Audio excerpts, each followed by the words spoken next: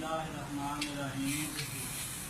जैसा कि जालमशुदा फबीती साहब ने सारे बेलिए में दसिया है कि अज का है पंजाबी कस जोड़ा है पंजाबी जुबान की बढ़ोतरी वास्ते रखा गया है। तो साडा अज का मौजू है जोड़ा सैयद हसन शाह साहब उन्होंने सियासी कार से पंजाबी साडी मां बोली के मौजू से अपनी गल करांगे। गल सब तो पहले आने वाले चेचे परौणिया सारे चेचे परौणिया मैं जी आया आखदा उन्होंने शुक्रिया भी अदा करदा कि सानू लैके आए।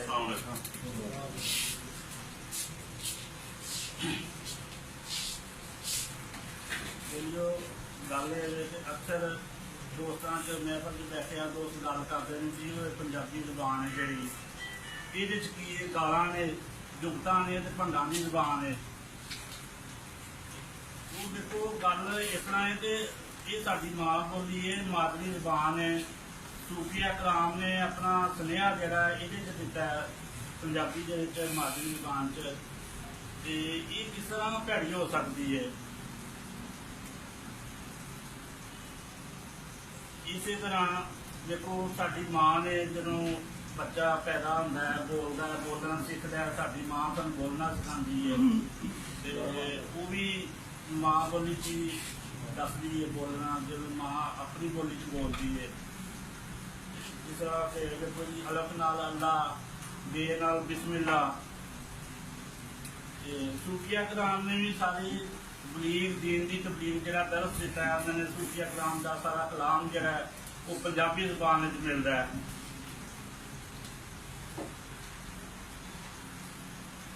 सज्जनों तो बेलियो गल है कि जिस बोली साडे मापे सूफिया कराम औलिया कराम देखो जी अल्लाह पाक के नबी पाक सल्लल्लाहु अलैहि वसल्लम तो बाद सहाबा कराम उन्होंने तो बाद तबा साहब औलिया कराम का दर्जा होंदा है।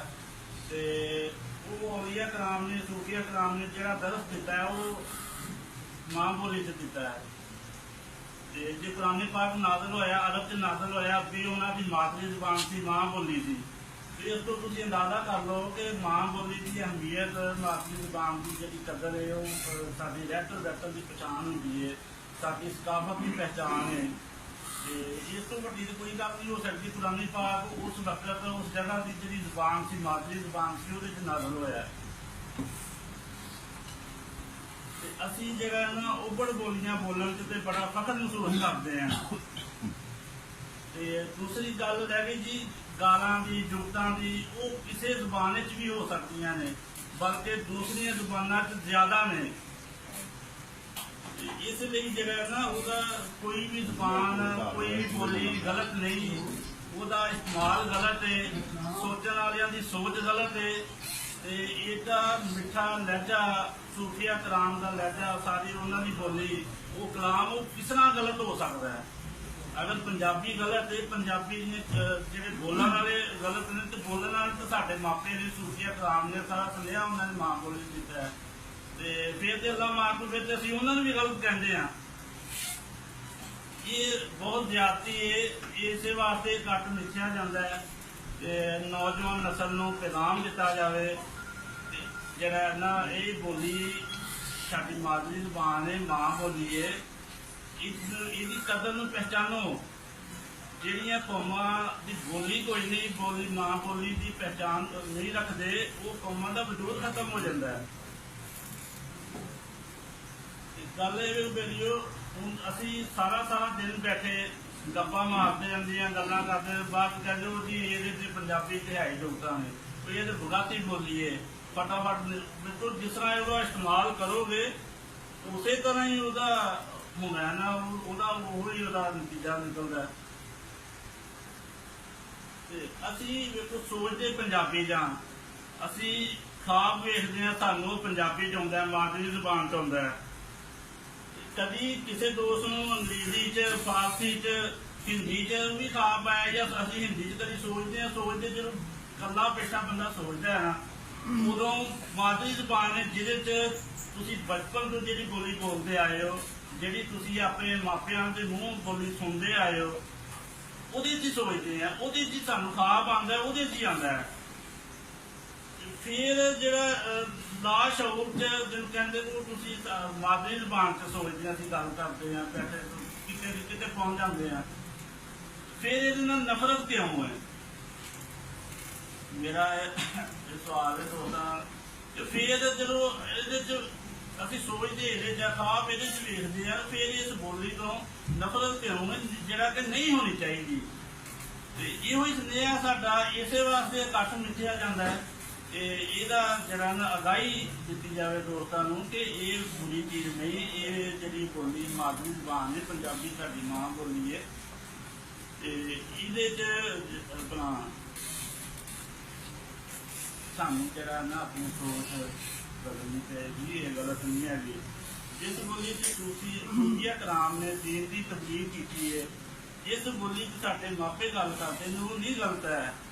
ਗੱਲ ਇਹ ਹੈ ਕਿ ਕਿਸੇ ਵੀ ਕੌਮ ਦੀ ਜਿਹੜੀ ਉਹ ਜ਼ੁਬਾਨ ਬੋਲੀ ਉਹਦੀ ਪਹਿਚਾਣ ਹੁੰਦੀ ਹੈ। ਇਸੇ ਤਰ੍ਹਾਂ ਸੂਫੀਆ ਕਰਾਮ ਨੇ ਆਪਣਾ ਸੁਨੇਹਾ ਜਿਹੜਾ ਮਾਂ ਬੋਲੀ 'ਚ ਦਿੱਤਾ ਹੈ। ਜਦੋਂ ਸਾਡੇ ਸੂਫੀ ਸ਼ਾਇਰ ਬਾਬਾ ਬੁੱਲੇ ਸ਼ਾਹ, ਪੀਰ ਵਾਲੇ ਸ਼ਾਹ, ਸ਼ਾਹ ਹੁਸੈਨ, ਹਜ਼ਰਤ ਮੀਆਂ ਮੁਹੰਮਦ ਬਖਸ਼ ਸਾਹਿਬ, ਸਾਰੇ ਸੂਫੀਆ ਕਰਾਮ ਨੇ ਆਪਣਾ ਸੁਨੇਹਾ ਜਿਹੜਾ ਨਾ ਪੰਜਾਬੀ 'ਚ ਦਿੱਤਾ ਹੈ, ਮਾਂ ਬੋਲੀ 'ਚ ਮਾਦਰੀ ਜ਼ੁਬਾਨ 'ਚ ਦਿੱਤਾ ਹੈ। ਤੇ ਸ਼ਾਇਰ ਕੁਛ ਇਹਦੇ ਬਾਰੇ 'ਚ ਐਸਾ ਆਖਦਾ ਹੈ, ਫੁੱਲਾਂ ਵਰਗੀ ਬੋਲੀ ਨੂੰ ਨਾ ਮਿੱਟੀ 'ਚ ਰੋਲੋ, ਮਾਂ ਬੋਲੀ 'ਚ ਲਿਖੋ ਪੜੋ ਤੇ ਮਾਂ ਬੋਲੀ 'ਚ ਬੋਲੋ। ਸ਼ਾਹ ਹੁਸੈਨ ਨੇ ਇਸ ਧਾਗੇ ਦੀ ਜਿਹੜੀ ਤਾਣੀ ਲਾਈ, ਸ਼ਾਹ ਹੁਸੈਨ ਨੇ ਇਸ ਧਾਗੇ ਦੀ ਜਿਹੜੀ ਤਾਣੀ ਲਾਈ, ਬਾਹੂ ਹੋਰਾਂ ਹੂ ਹੂ ਕਰਕੇ ਤੰਦ ਵਿੱਚ ਤੰਦ ਰਲਾਈ, ਬਾਹੂ ਹੋਰਾਂ ਹੂ ਹੂ ਕਰਕੇ ਤੰਦ ਵਿੱਚ ਤੰਦ ਰਲਾਈ। ਪਾਏ ਨੇ ਜਿਹੜੇ ਗੁੰਝਲ ਆਪਣੇ ਹੱਥੀਂ ਖੋਲੋ, ਫੁੱਲਾਂ ਵਰਗੀ ਬੋਲੀ ਨੂੰ ਨਾ ਮਿੱਟੀ ਵਿੱਚ ਰੋਲੋ, ਮਾਂ ਬੋਲੀ 'ਚ ਲਿਖੋ ਪੜੋ ਤੇ ਮਾਂ ਬੋਲੀ 'ਚ ਬੋਲੋ। ਬੁੱਲੇ ਸ਼ਾਹ ਨੇ ਇਹਦੇ ਵਿੱਚੋਂ ਦੱਸੀ ਅਲਫ ਸੱਚਾਈ, ਬੁੱਲੇ ਸ਼ਾਹ ਨੇ ਦੱਸੀ ਇਹਦੇ ਵਿੱਚੋਂ ਅਲਫ ਸੱਚਾਈ, ਵਾਰਿਸ ਸ਼ਾਹ ਨੇ ਇਹਦੇ ਰਾਹੀਂ ਐਨ ਦੀ ਸ਼ਕਲ ਵਿਖਾਈ। ਇਸ ਕਿਤਾਬ ਵਿੱਚ ਦੇ ਇੱਕ ਇੱਕ ਕਰਕੇ ਸਾਰੇ ਵਰਤੇ ਖੋਲੋ, ਇਸ ਕਿਤਾਬ ਤੇ ਇੱਕ ਇੱਕ ਕਰਕੇ ਸਾਰੇ ਵਰਤੇ ਖੋਲੋ, ਫੁੱਲਾਂ ਵਰਗੀ ਬੋਲੀ ਨੂੰ ਨਾ ਮਿੱਟੀ ਵਿੱਚ ਰੋਲੋ, ਮਾਂ ਬੋਲੀ ਵਿੱਚ ਲਿਖੋ ਪੜੋ ਤੇ ਮਾਂ ਬੋਲੀ ਵਿੱਚ ਬੋਲੋ।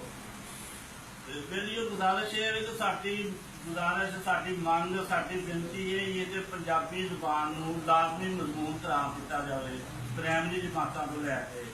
ਵੇਖੋ ਦੂਸਰੇ ਸੂਬਿਆਂ 'ਚ ਤੁਸੀਂ ਚਲੇ ਜਾਓ, ਦੇਖੋ ਹਰ ਸੂਬੇ ਦੀ ਜਿਹੜੀ ਜ਼ੁਬਾਨ ਹੈ ਉਹ ਪ੍ਰਾਇਮਰੀ ਜਮਾਤਾਂ ਤੋਂ ਲਾਜ਼ਮੀ ਕਰਾਰ ਪੜ੍ਹੀ ਜਾਂਦੀ ਹੈ, ਲਾਜ਼ਮੀ ਮਜ਼ਮੂਨ ਦੇ ਤੌਰ ਤੇ।